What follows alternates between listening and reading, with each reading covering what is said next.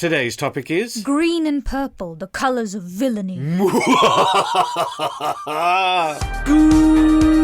evening, ladies and gentlemen, and welcome once again to Waypan. I'm Cal. And I'm Sunny. Sunny, green and purple are the default colour scheme of the villain. But why is this? Well, let's take a look at what purple means. It's a colour that was originally reserved for the royalty and nobility. It's a rare colour to make, so therefore it's synonymous with the idea of power. But when it comes to green, it's a very variable colour. So why is it that when paired with purple, it suddenly becomes the colours of evil or villainy? So the specific greens that are being used here are either a Shales green or this extremely bright and saturated green, which you'll see used many times in Disney movies in general, and sci-fi movies, where they show it as being the corruption of the natural order. Actually, I think the perfect place to look at that is video games. Oh, yeah. Video games always use this colour for the poison mechanic. This is also true. So if you combine a poison with power, that means it's the corruption of power. Well, that's it. Episode's over. Alright, goodbye everyone. No, wait, come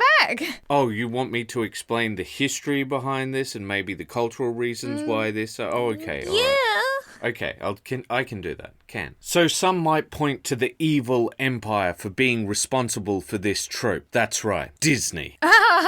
Disney would often use this colour scheme in opposition to the bright primary colours of their main characters. This is true. But it wasn't just Disney who used this trope. Also comic books from the same era, and it continued all the way up till today. The reason the villains have these colors is because they all are in positions of power. It doesn't necessarily mean that they have to be of royalty or nobility. It could be that they have power, like through magic or anything like that, where they can actually do good with these abilities, but they choose to do it in a selfish manner. They use these powers for selfish reasons. Take a look at Dr. Facilier from The Princess and the Frog. The thing is, by no means anyone would consider him to be a noble person by stature or by birth. But his power and influence is apparent to all, and he definitely garners some sort of respect in the community. But he is treacherous by nature. See how the smoke plumes around him. But it is not just in costume. Take a look at the Scar reveal from The Lion King. In the song Be Prepared, he shows off his true nature to the hyenas, and as he is doing this, the surroundings start to show off a lot more purple shadows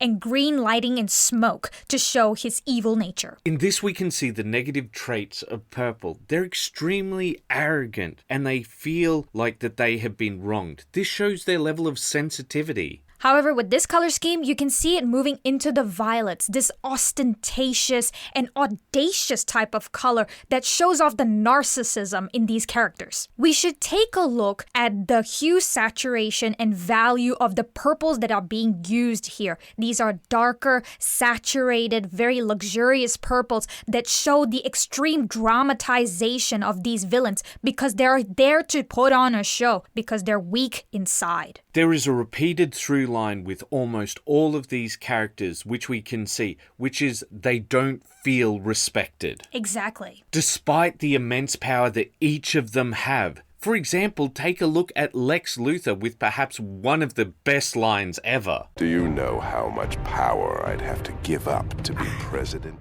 2 characters displaying these traits is a coincidence. More than 3, it's a trend. More than 10, it's a trope. Historically and through human nature, I would argue that people are fine with others having more power than themselves. However, they have to use that power in a good way, and there is a historical word for this. Noblesse oblige. The Germans are used to me murdering their words, but now the French can have a taste. Literally meaning the nobility obliges. But the deeper meaning is this: if you have power, either through riches, through birth, or through intellect, whatever your advantage may be, you must use it for the good of humanity, and more importantly, the good of your community. You are the noble one that must lead. This comes from the nobility's historical position and the view they had of the poor. They did not call them the poor, but rather the unfortunate. The saying was, "There goes I, but the grace of God." And ironically enough, there is a villain that perfectly sums up this trait, Ursula, with her song Poor Unfortunate Souls. Now, you may be thinking we're digging into the weeds a bit with this, but take a look at how she uses this language. It's poor unfortunate souls. Souls, not people, not humans, not anything material. She views them as people who have been wronged by birth, not by life itself. But she is the corruption of this noblesse oblige because she gives them the way out, only to take it all away from them when they can't pay her price. We've talked a lot about the traits of purple here, so let us move on to green and how it is seen as the corruption of this noblesse oblige. The use of Shale's green here is a perfect example because it was a toxic green. Back in the day when it was used in fashion and wallpapers, it was literally toxic. It was causing people to faint and fall ill, not in the modern way of saying toxic to describe someone of poor character. This is because it was made with copper arsenic. Though it is linked with nature, the issue is that poison comes from nature. Just because something's natural doesn't mean that it's good. And the inverse is also true. Just because something is made doesn't make it good either. Early science fiction writers recognized this immediately with the idea of what would become the internet, often depicted in neon green text. This quickly became a synonym for the corrupting influence of technology. The internet was seen as a soul-sucking parasite, something that will rob someone of their time, their energy, their consciousness. Their free will. And in the very worst instances, this has proven to be true. In fact, I bet you can think of a specific instance where this is true. Whatever that specific thought was, it doesn't matter. What does matter is that you had that thought in the first place. That neon green has become a synonym with the evils of technology. Take a look at the Necrons as an example. Now, while they could be described as an ancient technology, we all know that they're meant to be futuristic in design, where it's the, quote, any technology sufficiently advanced is indistinguishable from magic by Arthur C. Clarke.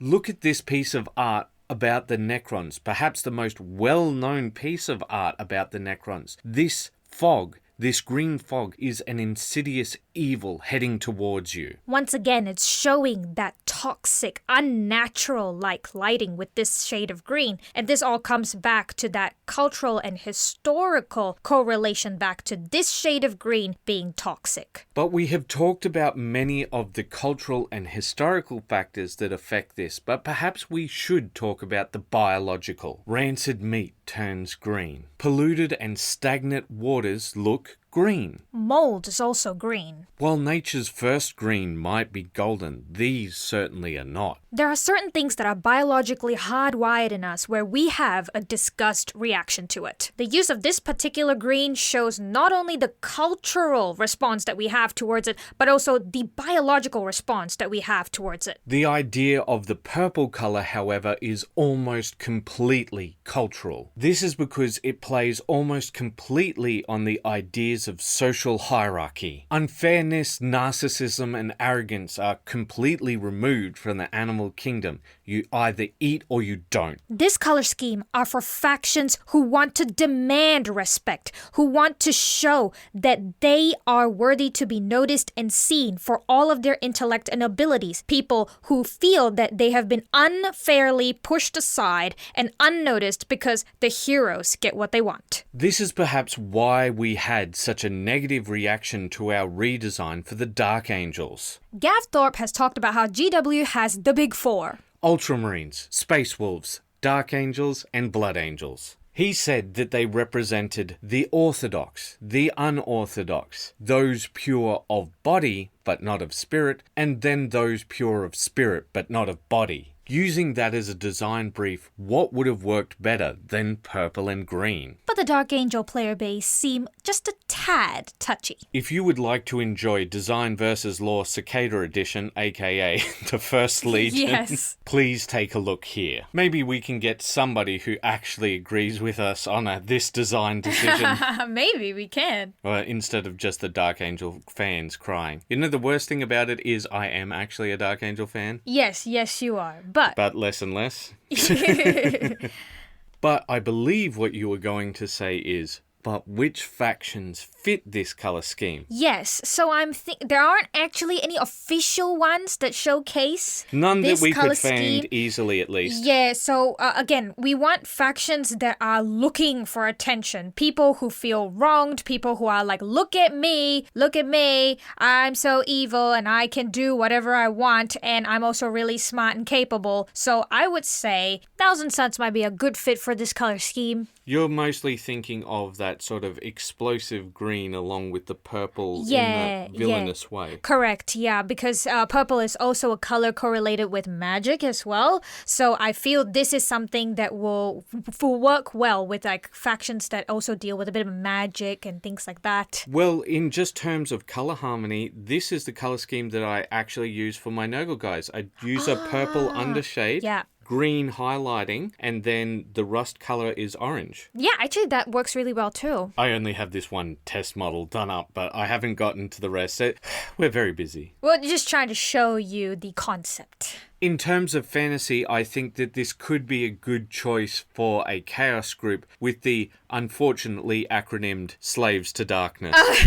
No comment on that, but I do think that it fits well because we've talked about how chaos is always something that's really showy, very ostentatious and extravagant, and they care a lot about how they look, and it's not about practicality at all. So I think this really dramatic color scheme fits them well. Yeah, and also I think it fits the idea of the corruption of power. Yes, exactly. I think that there's another faction that it fits very well, which is the Dark Elves and Dark Eldar. Yes, I was actually going to point out the exact same faction. Yeah. I think with their style, especially, they also have a bit of magic involved with them, right? Yeah. Definitely high tech. Yeah, the Dark Eldar are very high tech, but obviously the Dark Elves are just magic, yeah. Exactly, and with what we said with the Necrons, this is a perfect fit for them. So in this case, do you think that the Dark Eldar should be looking at a neon green and the Dark Elves should be looking at a Shales green then? Yeah, I wouldn't see there being any difference in terms of the relevance there.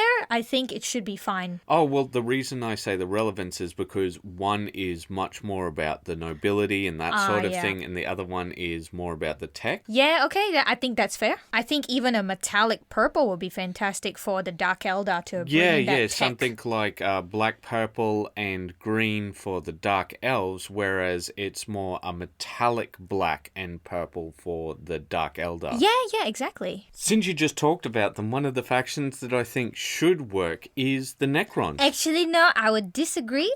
I would say the Satan should have this color scheme instead. No. So what I'm thinking is you just get the standard Necron color scheme, you know, the steel with the neon green.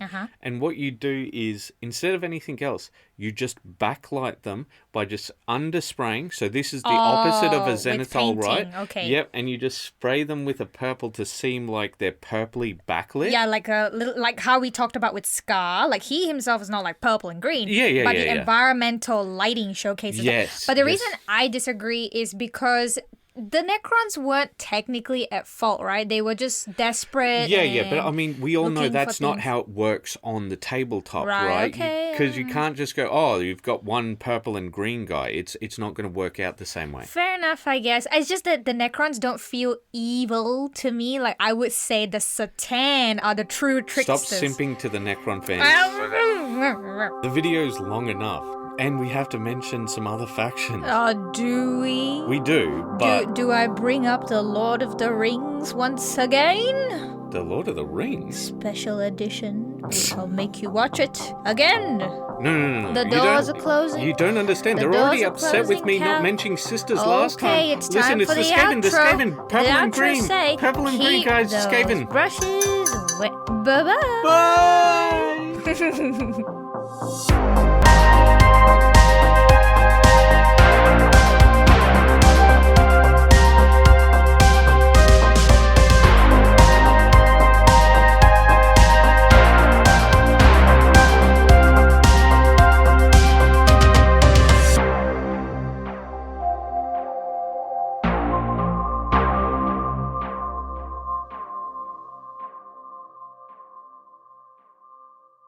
Since you brought them up, I think one of the factions that we should talk about is the What the fuck was that? And this is why Sunny is afraid of ghosts. Because I record her when she's out there screaming. But I think our new soundproofing is really good. Can you hear her going, ah la la, oh la la?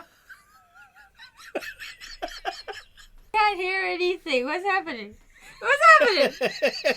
I was looking for the echidnas, honey. Okay, all right, fair enough. I'm living in America. This with your nonsense, and I went out to look for the kangaroo and the echidna, and I was happy. And this is what you do behind my back. Well, I'm out there looking for animals.